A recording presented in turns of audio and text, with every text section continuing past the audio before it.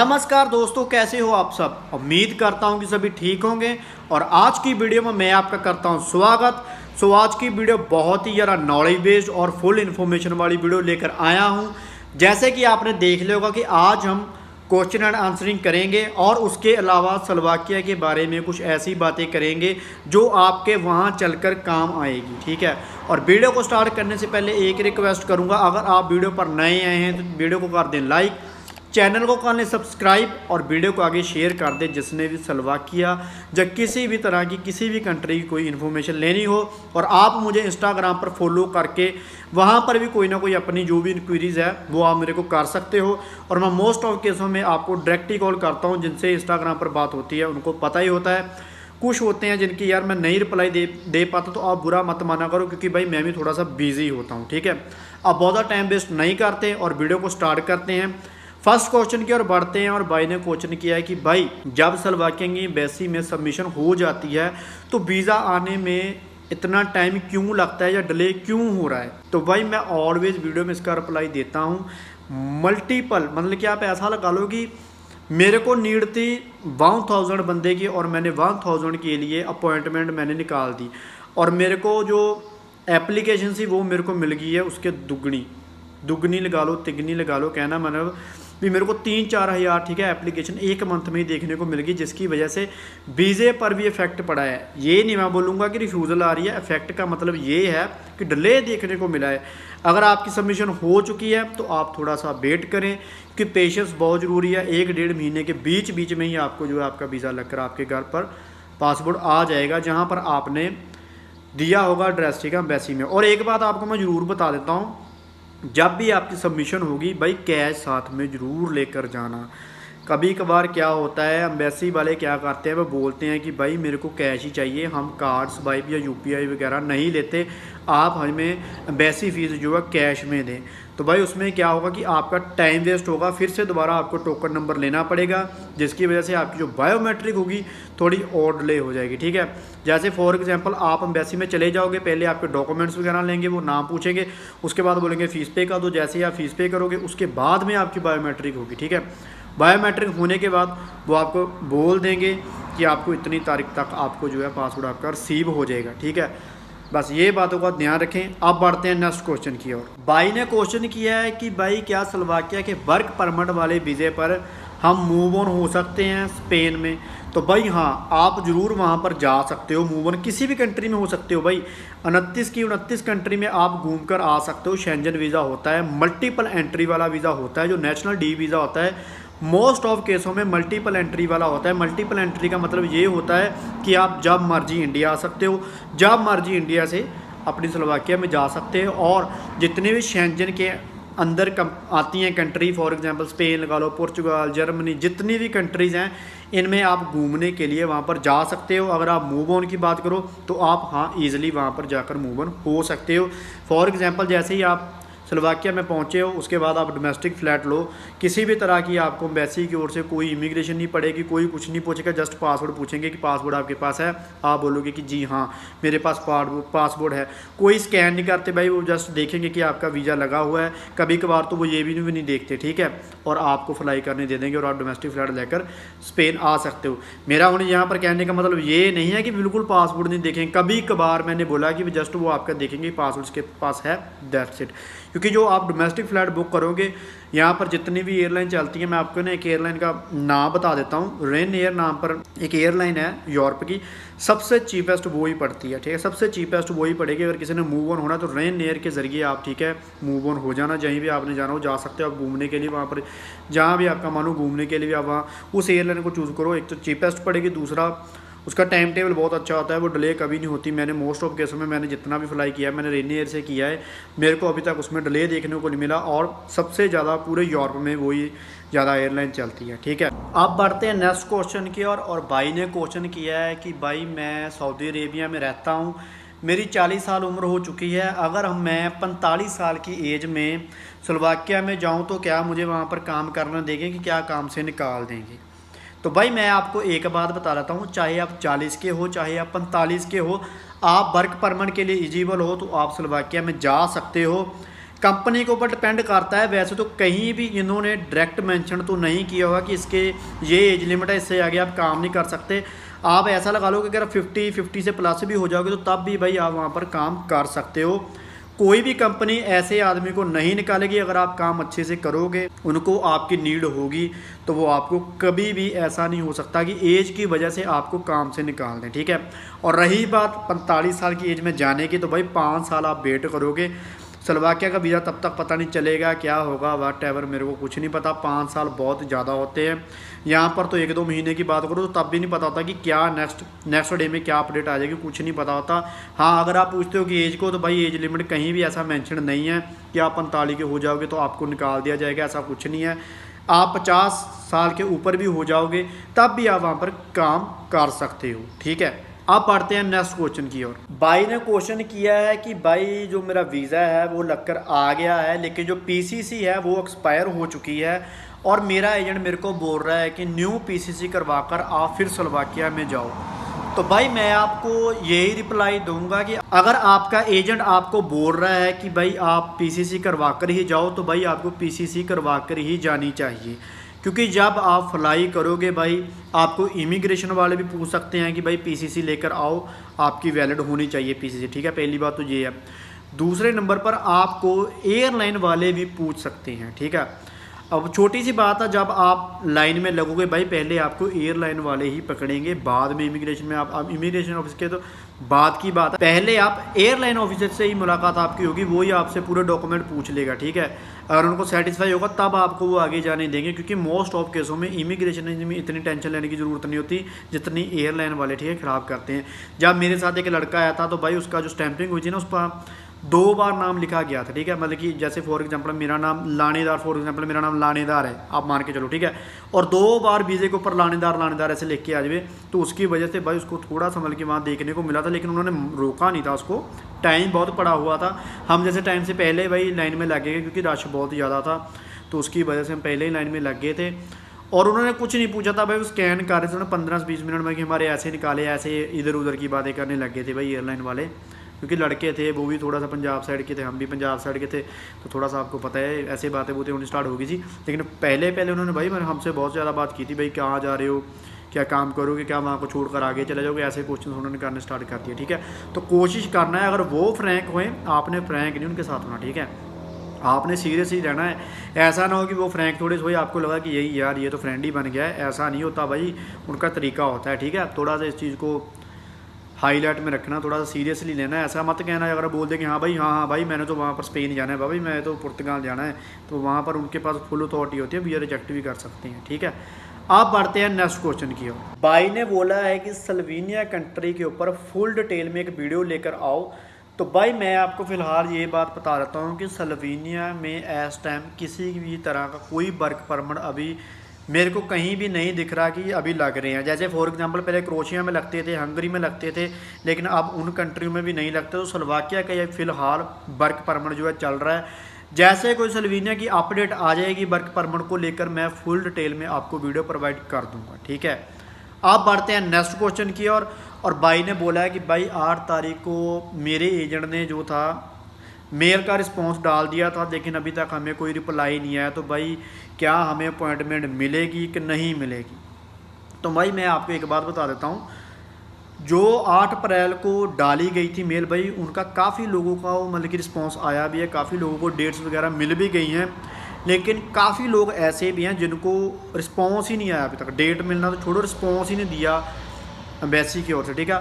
थोड़ा पेशेंस रखें, क्योंकि बहुत लार्ज अमाउंट में जो है फाइलिंग लगी हुई है, जो उसकी वजह से वो टर्न बाय टर्न, ठीक है, वो रिस्पॉन्स डाल रहे हैं। क्योंकि आप अगर आप इनकी ऑफिशियल वेबसाइट पर भी जाओगे, दिल्ली न्यू दिल्ली वाली की जो स्लोवाकिया की एम्बेसी है, उसमें लिखा भी हुआ है जो अपॉइंटमेंट की कॉल करने का टाइम है वो सिर्फ 3 दिन काम चलता है, ठीक है। तो मेरे को लगता है कि शायद जो अपॉइंटमेंट देते हैं मेल के ज़रिए वो भी काम 3 दिन में ही होता होगा, सोमवार, मंगलवार, बुधवार।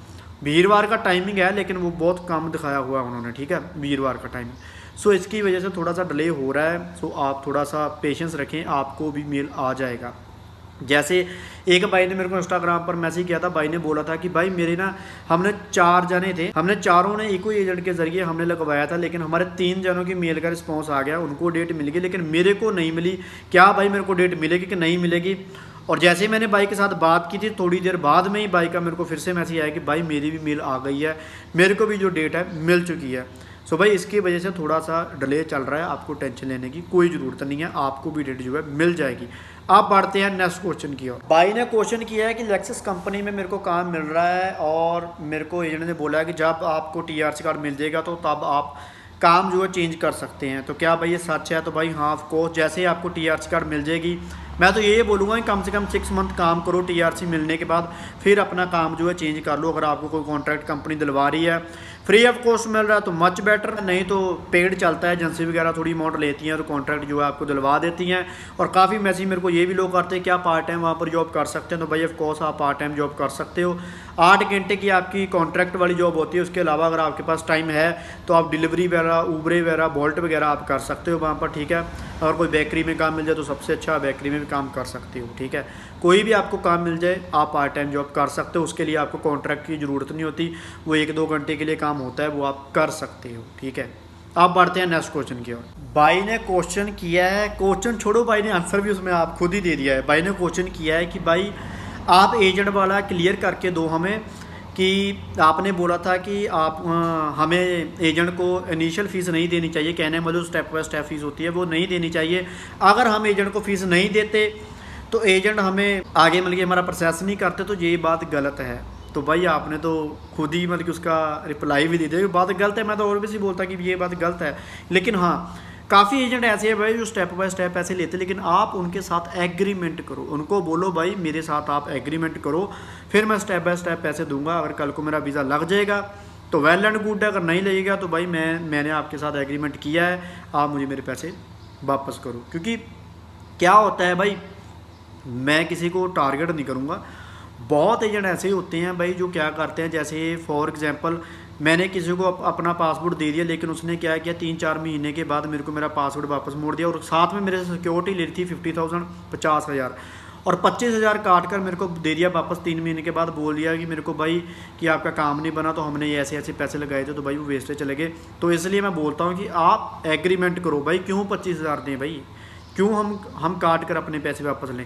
हमको क्या पता उसने प्रोसेस चलाया है कि नहीं चलाया, क्योंकि बहुत से लोग हैं यार, मैंने रिसेंटली वीडियो भी डाला था, बहुत से लोगों के साथ ऐसा स्कैम होता है। 25,000 का होगा किसी के साथ, किसी के 50 का होगा, किसी के साथ 70 का होगा, बहुत मैसेज आते हैं भाई ऐसे। क्योंकि मैं इस फील्ड में वीडियोस नहीं बनाना चाहता, क्योंकि आप पढ़े लिखे हो भाई, मैं ऑलवेज बोलता हूँ कि आप एग्रीमेंट करो, उसमें आपको भी बेनिफिट होगा, ठीक है। एजेंट को तो ऑलमोस्ट बेनिफिट है, या एजेंट कभी भी घाटे में नहीं जाता, ये बातें मेरी याद रखना। और एजेंट हमेशा वो चूज़ करना जो होम कंट्री में हो, ये ऑनलाइन वालों के चक्कर में मत पड़ो। मैं किसी को टारगेट नहीं कर रहा, अभी मैं फिर से बोल रहा हूँ, मैं किसी को बुरा वाला नहीं बोलता। जो वीडियोस बनाते हैं बहुत बढ़िया है, वो इन्फॉर्मेशन लोगों को देते हैं, मैं भी इन्फॉर्मेशन देने का काम करता हूँ, मैं भी एक ब्लॉगर हूँ, लेकिन मैं एजेंट नहीं हूँ। मैं कभी भी आपको ऐसा नहीं बोला होगा कि आप मेरे से लगवाओ, क्योंकि मैं आपको एजेंट मिलवा सकता हूँ होम कंट्री में, आप उसके पास जाओ, उससे मिलो, ऐसा कोई ढूंढा करो। ऑनलाइन वाले चक्कर में मत पड़ो, आपका ही लॉस होगा, ठीक है। क्योंकि क्या होता है भाई, पैसे लेकर आदमी फुर हो जाता है, फिर आप सोचते हो कि भाई यार मेरे साथ लॉस हो गया। फिर मेरे को यार, मैंने बहुत लोगों की ऐसी कहानी सुनी है कि मेरे को यार फिर हार्ट होता है, मेरे को भी सोचकर हार्ट होता है। अब मेरे को सोचो, आप भी अगर सोचोगे तो यार इतने पैसे का लॉस होगा, जिसका लॉस हुआ है भाई उसको तो पता होता है, ठीक है। तो मैं उसकी जब फीलिंग सुनता हूँ तो भाई मेरे को भी होता है कि यार इतनी बड़ी अमाउंट, ऊपर से मिडिल क्लास में लड़का है, और घर वालों ने कैसे कमाए हैं भाई पता ही होता है सबको, ठीक है। तो इसलिए बोलता हूँ। अब बढ़ते हैं नेक्स्ट क्वेश्चन की ओर। भाई का क्वेश्चन है कि भाई पीसीसी को क्या पोस्टल कराना ज़रूरी है कि नहीं ज़रूरी है? तो भाई पोस्टल करवाना 100% ज़रूरी है, क्योंकि जब आप फ्लाई भी करोगे तब भी वो आपको पूछेंगे कि पोस्टल क्यों नहीं करवाई। पोस्टल करवाने के लिए ये होता है कि वेरिफिकेशन हो जाती है कि ये जो डॉक्यूमेंट है full and final original document है। क्योंकि आपको भी पता है दुनिया में बहुत से ऐसे फेक डॉक्यूमेंट्स भी बन जाते हैं, लेकिन जो पोस्टल होते हैं उसका मतलब ये होता है, जो स्टिकर वगैरह लगता है भाई वो अथॉरिटी दे देता है कि ये जो डॉक्यूमेंट है ये फुल एंड फाइनल ओरिजिनल है, ठीक है। सो इसकी वजह से पोस्टल करवाना बहुत ज़रूरी है, और पोस्टल करवा कर ही आप चले जाओ। जब भी आप टीआरसी के लिए अप्लाई करोगे तब भी वो पीसीसी वो ही लगेगी जो पोस्टल हुई होगी, ठीक है। विदाउट पीसीसी पोस्टल नहीं लगेगी। आपको आपका वहाँ का जो कंपनी का सीईओ होगा या उसका कोई एडवोकेट होगा वो भी आपको यही बोलेगा कि इसको पोस्टल करवा कर दो, फिर आपका जो पेपर्स हैं वो सबमिट होंगे इमिग्रेशन में, फिर आपकी कंपनी आपको टीआरसी कार्ड बनवा कर देगी। ठीक है, ये ऐसा सीन होता है पीसीसी के केस में। ठीक है, अभी रिसेंटली एक भाई ने सऊदी अरेबिया से मेरे को मैसेज किया था कि भाई आप लोगों को बताओ जो काफ़ी टाइम से यहाँ पर रह रहे हैं, भाई सऊदी अरेबिया की भी पीसीसी लगती है और एनओसी भी लगती है, और पीसीसी जो है पोस्टल वाली लगती है, होम कंट्री की भी लगती है, सऊदी अरेबिया की लगती है, लेकिन कुछ फील्ड्स में लगती हैं, सभी में नहीं लगती। ठीक है, तो मैंने भाई को पूछा था फील्ड्स कौन से, भाई ने बोला कि भाई मेरे को इतना डिटेल में नहीं पता, लेकिन मेरे एक फ्रेंड सर्कल की लगी। तो मैंने पूछा भाई इसको कितना टाइम हो गया वहाँ पर रहते, तो भाई ने बोला कि 5 साल हो गए थे, तो उसकी वजह से उसको पीसी लगी है। तो मैंने ये काफ़ी बार मतलब कि आपको वीडियोस में बोला भी है, अगर 5 साल अगर 2-3 साल के ऊपर भी आपको हो गए तो वहाँ की पीसी लगेगी, नहीं तो एनओसी लगेगी। और एक भाई ने एनओसी के ऊपर ही बोला था कि भाई एनओसी तो ज़रूरत नहीं होती। तो भाई एनओसी की ज़रूरत इसलिए होती है जब आप किसी भी कंट्री के लिए वीज़ा लोगे तो वो एम्बेसी को क्लियर हो जाता है कि भाई ये आदमी वहाँ पर ऐसा काम कर रहा था और इसका बिहेवियर ऐसा था, कंपनी के साथ इसके टाई अप अच्छे थे, जिसकी वजह से इसको क्लियरेंस सर्टिफिकेट एनओसी जो है कंपनी की ओर से मिली है, ग्रीन लाइट मिल गया, जिसकी वजह से आपको वीज़ा मिलने के चांस थोड़े से और बढ़ जाते हैं। ठीक है, इसलिए एनओसी काम आती है। रही बात पीसीसी की, पीसीसी वहाँ की कंट्री के लिए इसलिए लेते हैं कि आपने जितना टाइम वहाँ पर काम किया है, कोई आपने वहाँ पर ऐसी क्रिमिनल एक्टिविटी नहीं की है, और आगे वाली एम्बेसी को भी ये होता है कि हाँ भाई ये जो आदमी है जेन्युइन है, इसने उस कंट्री में भी कोई भी ऐसा कर्मकांड या कोई ऐसा क्राइम नहीं किया है जो हमारी कंट्री को आगे चलकर दिक्कत देगा। सो इसकी वजह से वहाँ की पीसीसी भी लगती है, लेकिन बहुत रेयर केस में लगती है। अगर आपको 5 साल हो गए रहने को, 4 साल हो गए, 6 साल हो गए, ये डिपेंड करता है कंट्री के ऊपर, डिपेंड करता है कि आपने कौन सी कंट्री में अप्लाई किया है। ठीक है, अब बढ़ते हैं नेक्स्ट क्वेश्चन की ओर। भाई ने क्वेश्चन किया है, भाई ने बोला कि कॉन्ट्रैक्ट के ऊपर भाई 2 साल का वर्क परमिट मेरे को लिखा हुआ है, और जो मेरा वीज़ा लग कर आया है भाई वो 3 मंथ का लग कर आया है, और इसका क्या मतलब है भाई, ये मेरे साथ फ्रॉड है, क्या सीन है, मेरे को थोड़ा सा समझाना।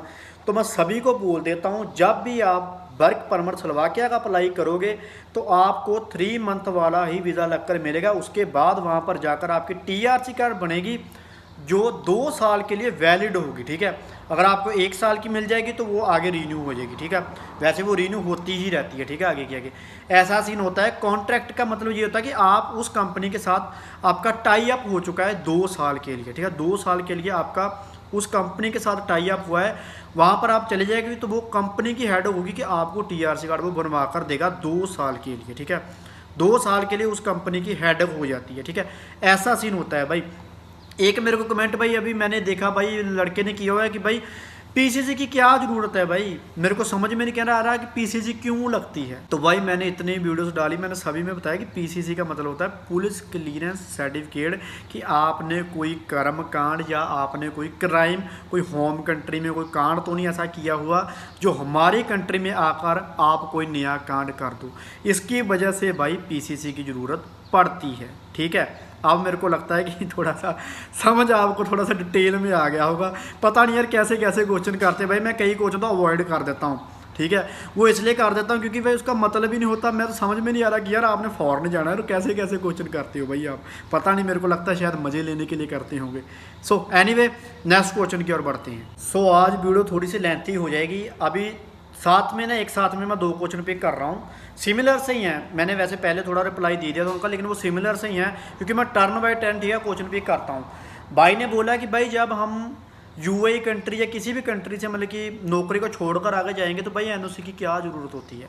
भाई मैंने पहले भी आपको क्लियर किया था, एनओसी की इसलिए ज़रूरत होती है कि उस कंट्री में उस कंपनी के साथ आपके टाई अप कैसे थे, इसीलिए एनओसी। ठीक है, नेक्स्ट एम्बेसी जो होती है, नेक्स्ट जो कंट्री होती है, नेक्स्ट जो कंपनी होती है, वो इसीलिए आपसे एनओसी लेते हैं। ठीक है, और नेक्स्ट क्वेश्चन की बात करो तो भाई ने बोला है कि भाई जब एजेंट कई बोल देते हैं, एजेंट्स मतलब कि कई एजेंट्स बोलते हैं कि भाई आफ्टर वीज़ा पेमेंट लेंगे, तो सभी पेमेंट आफ्टर वीज़ा है जब, तो जब हम अपॉइंटमेंट होती है हमारी, जब हम बायोमेट्रिक देने जाते हैं तो भाई वो एम्बेसी फीस क्यों हमसे पहले लेते हैं।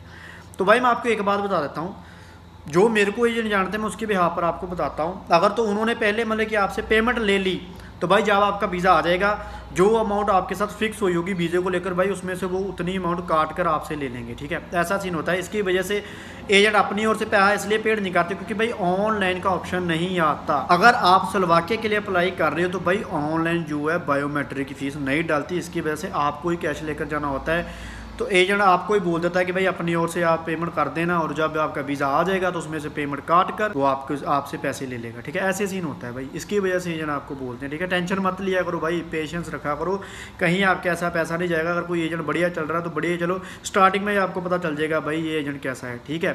सो वीडियो बहुत ज़्यादा लेंथी होगी। अगर कोई क्वेश्चन रह गया होगा तो भाई इस वीडियो के कमेंट सेक्शन में मेरे को कर देना, तो मैं उसका रिप्लाई दे दूंगा। और रही बात स्लोवाकिया को लेकर, मैंने सिर्फ थोड़ी सी ये बातें आपसे करनी है कि अगर आप स्लोवाकिया में चले भी जाते हो तो भाई मूव ऑन होने का इतना मत सोचा करो, जॉब इतनी जल्दी मत छोड़ा करो। रिसेंटली एक केस ऐसा है, भाई ने क्या किया है, 1 वीक ही हुआ था भाई को जॉब पर जाते हुए, भाई का वहाँ पर मन नहीं लगा तो भाई ने भाई जॉब छोड़ दी और किसी आदमी के पीछे लगकर कोई अलग से कॉन्ट्रैक्ट खरीद लिया, ठीक है। 3000 यूरो एक्स्ट्रा पे कर दिए भाई ने। तो भाई ने मेरे को बोला भाई ये तो कंपनी काम बोल ले रही है, जो पहली कंपनी जिसमें तो मैं फ्री रहता था। तो इसकी वजह से भाई जो भी आपको काम मिलता है पहले 1-2 महीने देखा करो, उसके बाद में चेंज करा करो। इतनी जल्दी स्टेप मत लिया करो कि भाई फटाफट मैं चेंज ही कर लूँ, क्योंकि क्या होता है आपका ही लॉस होता है। कभी कभार क्या होता है, हमें जॉब बहुत अच्छी मिली होती है, हम फर्स्ट टाइम जॉब करते हैं तो जिसकी वजह से पहले तो हमें लगता है कि यार माइंड अच्छे तरीके से बैठता नहीं है काम के लिए। जब हम काम करना स्टार्ट कर देते तो फिर भाई हमारा जो माइंड होता है वो आराम से सेटअप हो जाता है कि हाँ भाई मैंने ये काम करना है। सो इसकी वजह से थोड़ा सा पेशेंस रखा करो। फिर उसके बाद में अगर आपको लगे 2-3 महीने के बाद कि नहीं यार मेरे को जॉब चेंज करनी है, तो फिर आप जॉब चेंज किया करो। लेकिन मैं तो यही बोलूँगा, अगर 6 मंथ किसी काम में गए तो 6 मंथ एटलीस्ट उसमें काम करो, TRC कार्ड बन जाएगा। आगे आपको 6 मंथ के लिए वो TRC कार्ड वैलिड होता है, और किसी कॉन्ट्रैक्ट लो, किसी और कंपनी को पकड़ो और वो कॉन्ट्रैक्ट में आपको रीन्यू जो होती है आगे से TRC करवा देंगे। इसमें आपका भी बेनिफिट होगा, मच बेनिफिट आपको ही मिलेगा और आगे कंपनी को भी मिल जाएगा और आपका काम भी हो जाएगा, ठीक है। अब मैं उम्मीद करता हूँ ये वीडियो आपको अच्छी लगी होगी। अगर अच्छी लगी है तो वीडियो को एक लाइक और चैनल को सब्सक्राइब कर देना और वीडियो को आगे शेयर कर देना। इंस्टाग्राम पर फॉलो करना मत भूलना, और मिलते हैं ऐसी एक आदि और वीडियो लेकर। तब तक लिए बाय बाय, सत श्री अकाल।